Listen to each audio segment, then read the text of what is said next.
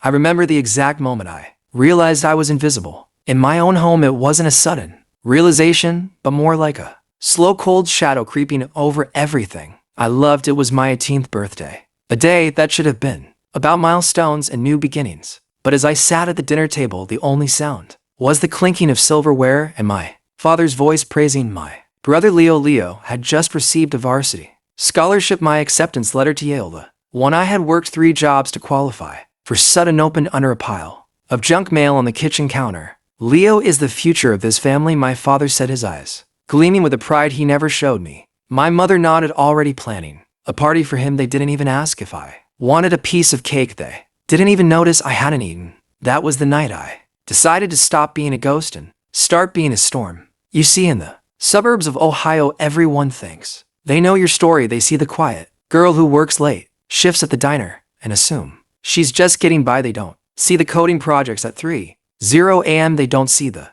stock market trades made during lunch breaks while my brother was spending his allowance on parties. I was building an empire from a cracked laptop screen. Fast forward 5 years. The family business, the one my father swore Leo would lead to glory, was crumbling. Poor management, arrogance, and a changing market had brought them to the edge of bankruptcy. They were desperate. They needed a miracle or a very wealthy investor. Little did they know the person they were about to meet in the high-rise boardroom of Vanguard Holdings was the same girl they'd told to just find a nice secretarial job. I walked into that room wearing a suit that cost more than my father's car. I watched their faces turn from confusion to shock, and then to a terrifying kind of realization. My mother dropped her handbag. My father couldn't even speak. I sat down at the head of the table, leaned back, and looked them straight in the eyes. I heard, "You were looking for about," I said, my voice as cold as the winter I left them behind. But this wasn't just about money. This was about the years of being told I wasn't enough. It was about the double standards that had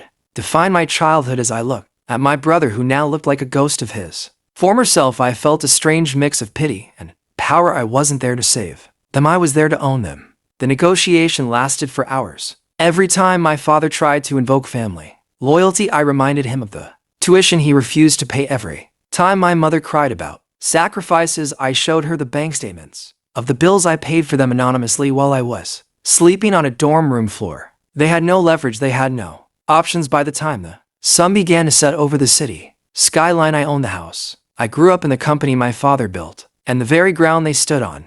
But the story doesn't end there. Revenge is a dish best served cold, but success is a marathon. I decided to keep the business running, but under one condition. My father would report to me. Leo would start at the very bottom in the mailroom, earning every cent, and my mother, she would finally have to learn what it's like to live without a safety net. People ask me if I'm happy. They ask if the money and the power replace the love I never got. The truth is, you can't fill a hole in your heart with gold, but you can certainly build a fortress around it so no one can ever hurt you again. As I stand on my balcony looking out at the world I conquered, I realized that being the shadow daughter was the best thing that ever happened to me. It gave me the hunger, it gave me the drive, and most importantly, it gave me the truth that blood might make you related, but loyalty and respect are earned. The first Monday morning at the office was a scene I had replayed in my head 1,000 times, but the reality was even colder. I watched from my glass-walled office as my father walked through the front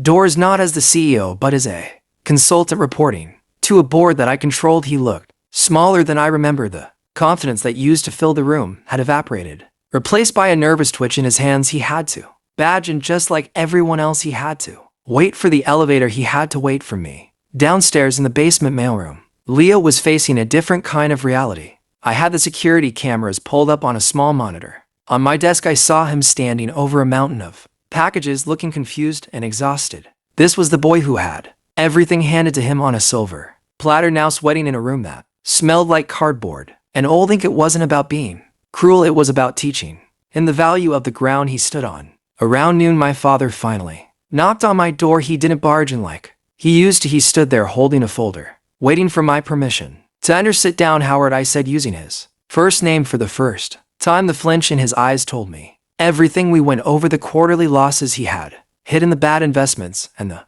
bridges he had burned with local partners. He tried to explain, tried to make excuses about the market and bad luck, but I cut him off with a single data sheet. I showed him how I had predicted this 3 years ago. From my dorm room, I showed him the Emails I sent him back then under a pseudonym, offering advice that he had deleted without reading.